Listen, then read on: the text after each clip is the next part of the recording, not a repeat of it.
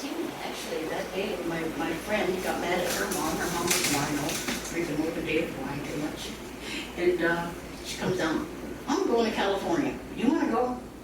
I said, sure. I'll just tell Dad. I said to my sister, tell Dad I'm spending the night at Ann's house. And I grabbed of course, a bathing suit and a little hot pants, shorts, and didn't have too many clothes anyway. Back in 1971, all kinds of people were hitchhiking. It was a natural thing to do. I was fearless, I guess, and I was kind of scared, but my friend says, okay, we went up on Grabboy, and that is old Route 66 all the way to California. We took our time out. The guy that picked us up was from West Virginia, and he was going to go all the way. He said, where are you going? We said, oh, we want to go to California. He goes, okay, that's where I'm going. And so we get in this van, and then he got in Flagstaff, Arizona. His van broke down. They said, oh, you're going to have to wait till Monday to get parts. So we went out, stuck our thumb out. The van that picked us up, Ken was sitting in the back. Him and his cousin had hitchhiked all the way from here. They were going to a rock concert in New Orleans at the time. And then right about the time when it says St. Louis, 180 miles, and then he goes, let's don't even go to that rock concert. Let's go to California with these guys. Ken just had his eye on me and, watching it. And then finally he said, why don't you come back here and sit with me? And I said, I don't know. I was kind of scared, and I did, but boy, he gave me goosebumps. He had hair down to here. His hair was so beautiful. And I thought he was just the handsomest thing I ever seen. And they go back there and he goes, oh, so what kind of music you like? Like he was into hard rock, and heavy metal, but hard rock or whatever. And I knew the Jackson 5 and the Supremes and Motown. And Ken asked me after a few days, do you want to marry me? Well, he says, I don't want to leave you. He says, like we were love at first sight. And he says, so come back to Canada. And I said, I can't go back to Canada with a stranger and we're not even married. And he goes, well, let's get married. I almost fell off the back of that truck at that time. And we come back to St. Louis first, got a job, made a little bit of money and everything, told his parents. I'll never forget the letter he wrote, because we were both poor. We didn't have a lot of clothes, And I had one dress, and I borrowed a ring from my sister-in-law, and I borrowed, I think, a pair of shoes from her too, to get married in. And he wrote a letter to his parents, and he said, I met this girl and we want to get married. It felt like it was meant to be, like it was the first boy I ever felt safe around. He asked me to come and lay by him, and we both fit in the same sleeping bag. I was just tiny too. And he says, come and lay, he says, why don't you come over and lay by me? I said, and do what? He goes, I won't touch you. I won't hurt you. And he didn't. And that was what really amazed me, that there was actually a boy that was safe, So we fit in that sleeping bag, and he pointed out the Big Dipper, the Little Dipper, we looked up at the stars, and I never knew none of that either. He pointed that out. It was so romantic, And we just fell in love, I guess, and it felt right. It felt like it was meant to be. And it was, like we raised up our kids and had a good life for quite many years.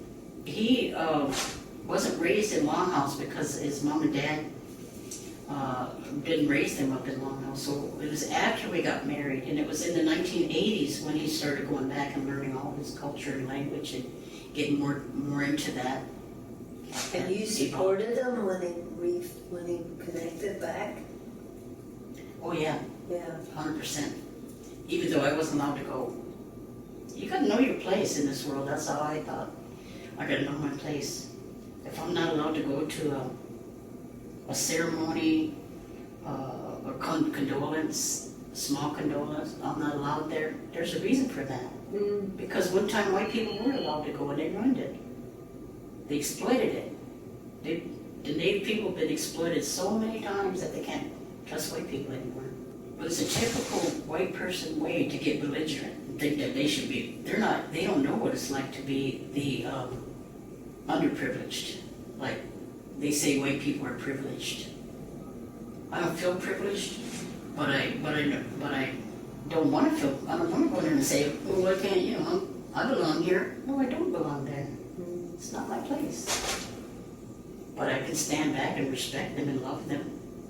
I love so many people that I've met on the reserve, they love me. And I don't know how to explain it, but I like to try and respect their culture. And I also like to learn from them, don't you? I like to hear their story and their culture. And listen to what they got to say. Because you can learn so much. And you know what? You miss out on knowing a lot of beautiful people if you can't get past that color of their skin. Maybe they got the most beautiful soul.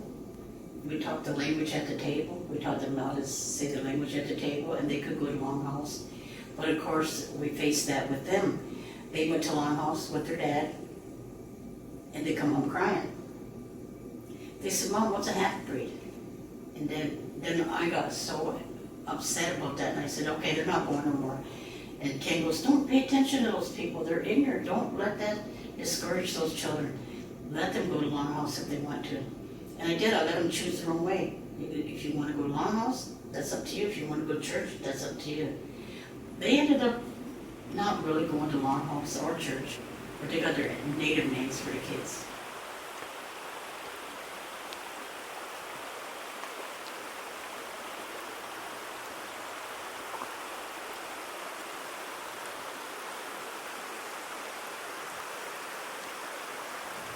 I walk a very tight line because I'm supposed to be a role model to my people. I can't go out and carry on, like get drunk and do this and be a bad person. You walk a very tight line. And you want to be a role model to your people, and you say, "So, he's a good chief, I want to follow his ways." And that's what you do, is you want your people to look up to you. We have to listen to everybody. Young, old, or whatever. Because that little weenie person might have a great idea, but you still have to listen. You treat that person just the same as an elder. You know, we even getting land back now, and they're trying to tax us on it. Well, we're buying it back, but we're not actually buying it. We paid the money to get it, and then we just rent it out to other people, so the other people, the non-native people, are renting it off us. So they're actually paying for that land to get back. And they says, "Well, you owe taxes on it." And they says, "No, we don't." And they says, "Well, if you want us to pay taxes on it, can you show us the bill of sale that we sold it to you?" And they can't. So they don't like it because we're getting smarter and smarter and smarter. Yeah. And I even told the provincial and federal government, I says, "You guys don't have enough money to buy not even a half an acre off me." I said, "You could offer me billions and billions and billions of dollars for a half an acre," and I'll say, "No, I don't want it. I'll never sell it to you." And they don't like that, eh? Because they think you'll throw money at you, you'll jump at it. But if there's one rule, they'll make up another one. That's how they work, you know. They're in there for like a 4-year term. Like almost every government, you got a 4-year term in there. I'm in there for life. I'm in there till I die. So say the third year, these people are finally understanding, you know, oh, this is what they're about. So next year it comes voting. All of a sudden he gets voted out and a new one gets in, and we got to start all back over again. That's how they work. It's too bad. We're not supposed to deal with the provinces. No, like we're not even supposed to be dealing with Caledonia or any of these. Yeah, we're supposed to be dealing with nation to nation. Yeah. That's how we're supposed to deal, but they won't do that. Do you ever know how the United States became the United States? Well, Yeah. the Declaration of Independence. Boston Tea Party. What happened is they adopted a lot of stuff from our site, And What is your grand council, Steve, once a month down there? Not even once a month, whenever they call it, you know, they And what does the Grand Council do? especially if we got some issues that have to be dealt with ASAP. Yeah. Somebody will call it Grand Council. That involves all of us. Yeah, that's all nations. That's See, supposed- we have nation, like a nation problem that belongs to only the Cuban nation or Mohawk nation, but when it involves all of those nations, then we have a Grand Council. Or if we have a land settlement dispute, we'll all meet and talk about that. But every once in a while, there's They want and this to want be a council. municipality. Council. We don't want that. The Confederacy is the oldest government, and it still functions with no money.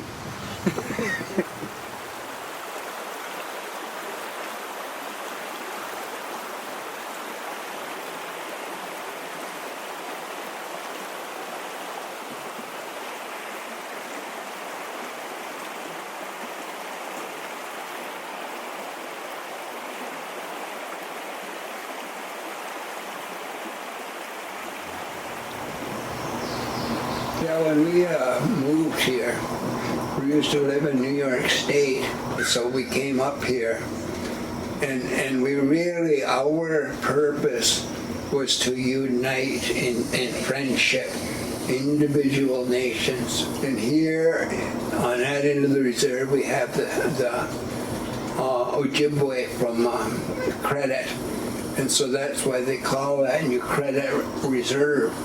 And we adopted them.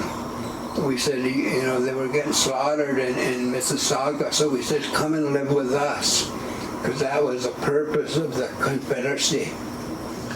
They said in the Confederacy, if anybody was ever hurt or harmed, they could trace the roots and they could take shelter under the tree. And the branches symbolized shelter. And on top was the eagle. And the eagle symbolized vision. It could see, and then there were 4 white roots apiece, and under the roots was buried a tomahawk. And that was the weapons of war. And you know, when we had this Union of Peace, the United States government copied it. And I can't remember who it was, and he said he studied there, and he said, how could a group of brown-skinned savages have such a wonderful system? And so they copied it. They made, they made the United States of America. Each state has its own government, but yet they're part of a bigger government. And then it went further than that. It went to the United Nations of the world. So we, Iroquois, have made a great contribution to society, to the world. But they won't tell you that in history books, you know. There was this one man, he was from the Blackfeet tribe, and his name was Crowfoot. And the United States Army chased him up into Canada. And there was some Indians there from Saskatchewan gave him land. And so one day the Canadian government came and they wanted to get more land. And they said, you know, we come to talk to you about buying land. He said, we trade with this money, it's paper money. And you trade with skins and hides, but this is how we trade. So Crowfoot walked up to the fire. There's a fire there, that's where they burn tobacco and pray. And he reached down to the earth and he picked up a piece of soil and he dropped it in the fire. And he turned to the Canadian delegate and he said, put your money in the fire. And the Canadian delegate said, no, it'll burn. And Crowfoot said, yeah, the fire will burn it, the water will rot it, and the wind will blow it away, but nothing will happen to my land. When my mother started pottery, she had a teacher and she made traditional style Iroquois. So when I started, I wanted to change pottery. I didn't want to do the same thing over and over. And so I started experimenting with different colors. and different.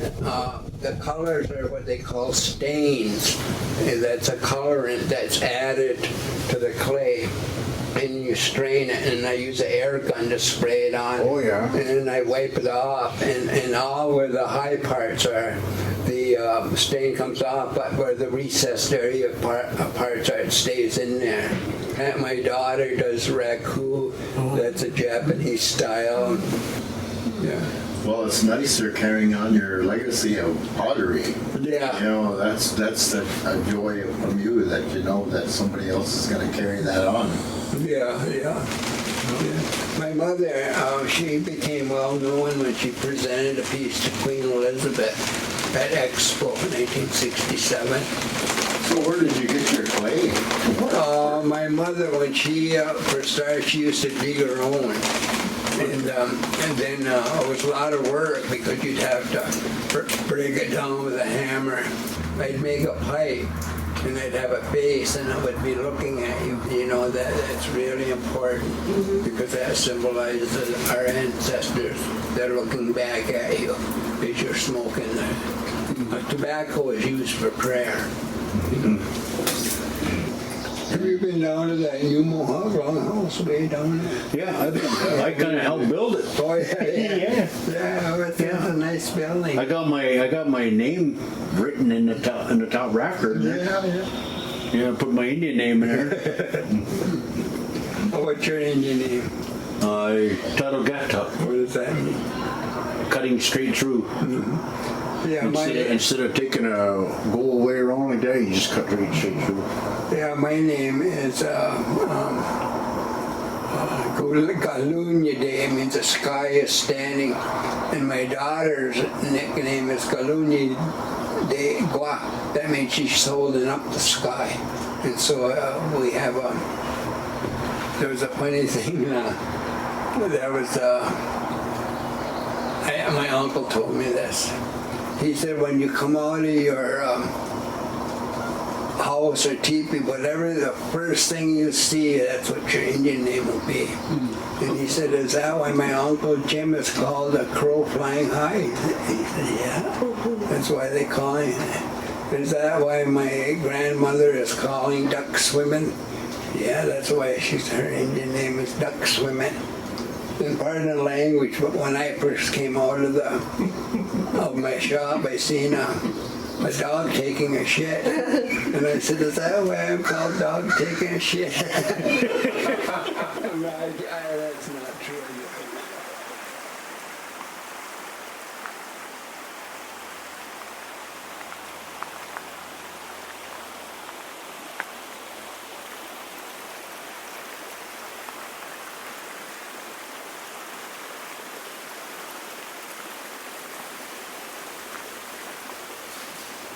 It's a funny story that last season, me and a friend of mine were out hunting, and we were just kind of out cruising around the Niagara area, checking it out, and we come across a spot that was fenced in, high fenced in area, and it's the property of Ontario Power Generation.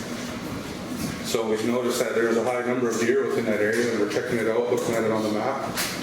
And I'm not too precise on the number, but I think it's like one deer needs roughly I think it's 2 to 3 acres of foliage to actually sustain itself healthy.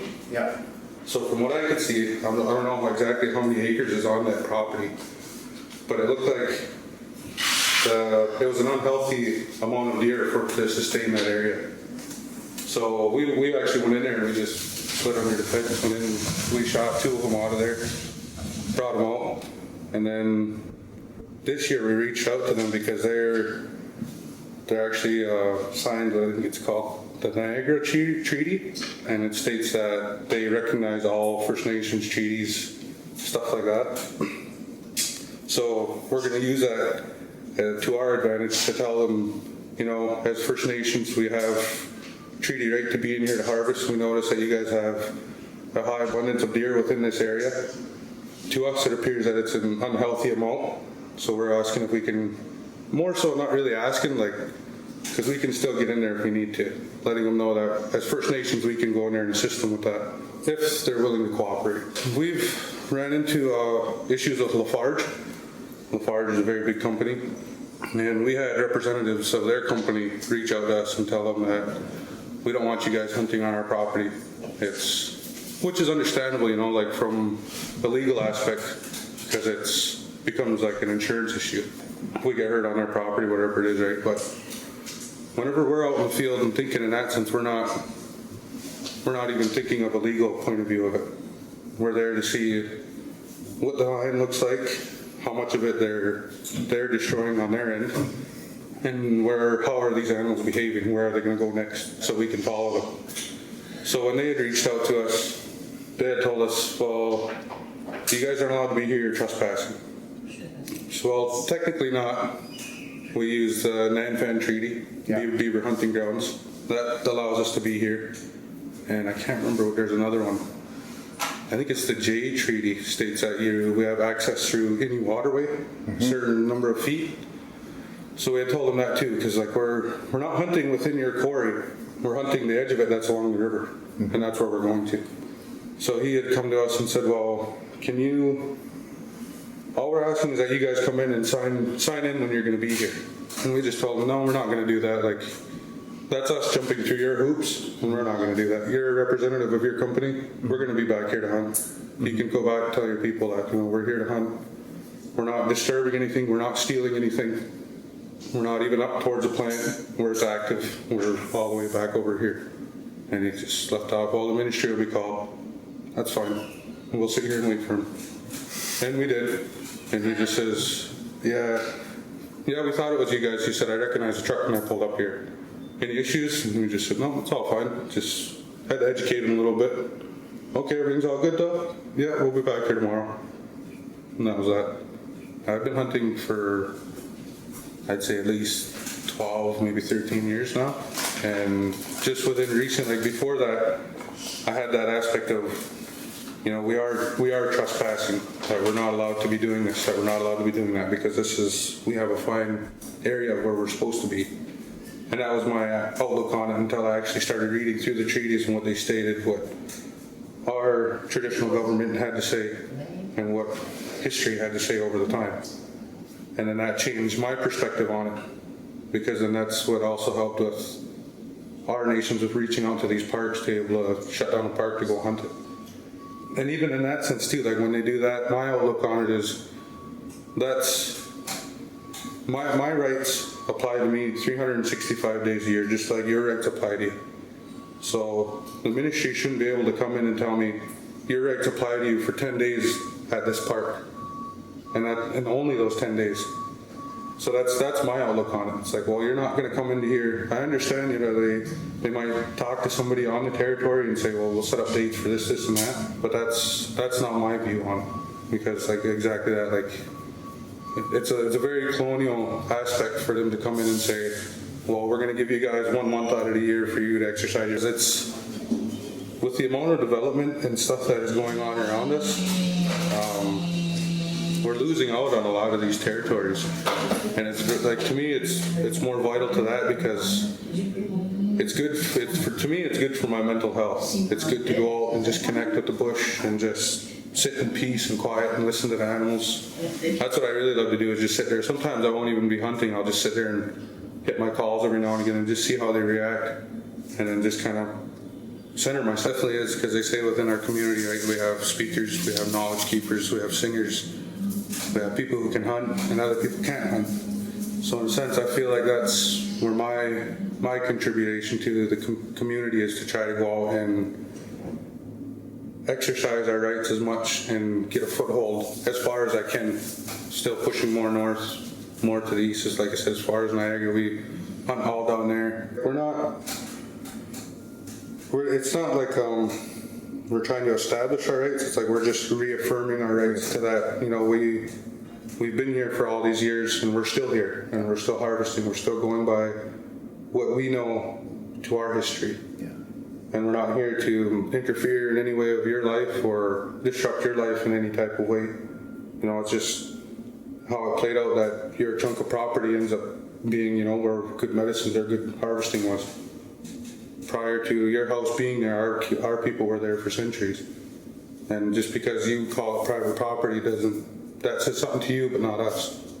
And that's funny, like I was just telling Rhonda before you guys got back, is like, it's crazy that they want to talk to me because I'm just some little res kid from 6'9".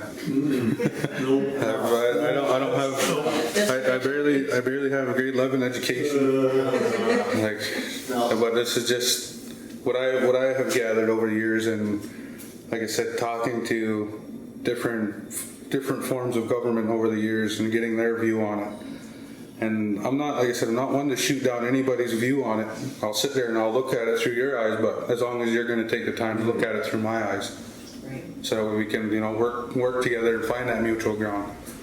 And if it comes down to it, to where you guys are going to fight us and say no, that you're not going to be allowed to come here, well then we can, I'll get 5-6 guys together and we'll come in there and we'll hunt, we'll harvest, we'll do what we need to do.